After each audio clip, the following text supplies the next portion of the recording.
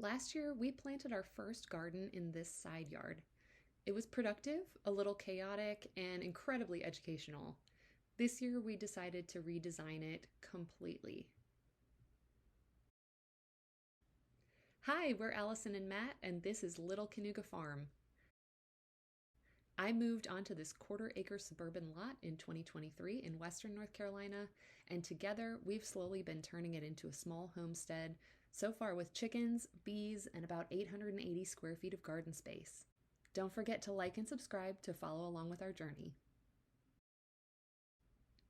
Last year was our first full growing season in this side yard, and while it was incredibly successful, it showed us exactly what needed to change. We started with long, straight, in-ground rows. It was simple, affordable, easy to lay out. We didn't really expect much, but we ended up with more food than we could keep up with. Huge zucchini, a truly overwhelming amount of okra, which is funny because we don't even like okra. It proved this yard could grow food, and a lot of it. But as the season progressed, the layout started working against us. The long rows made it difficult to move across the yard, especially once the tomatoes were trellised and sprawling. If we needed to get to the hose or the chicken entrance, we had to walk all the way around to the end of a row. It was also hard to clearly define where paths ended and growing space began, which meant occasional stepping where we didn't intend to. We also had bees in this space, which meant when we were harvesting tomatoes or corn, we were often standing in their flight path. The garden worked, but the flow didn't. So this year we redesigned it from the ground up. This side yard faces south, and the light reflecting off the house actually extends our growing season compared to other parts of the property. We wanted to maximize that advantage, and that's how we landed on keyhole-style raised beds.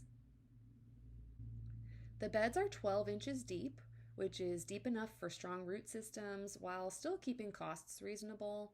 They're 3 feet wide, so we can reach the center easily without stepping inside the bed. The aisles are also 3 feet wide, which is wide enough for our wheelbarrow. And the center aisle is intentionally wider, so the space doesn't feel crowded once everything fills in. Compared to the long, skinny rows we had before, these wider beds allow for more companion planting and denser spacing between plants. They also dramatically improve the flow of the yard. We can move between the hose, the chickens, and the rest of the space without disruption. And honestly, they just look better. Matt actually wanted to build raised beds last year, but I'm glad we waited because we needed a full season of lessons first.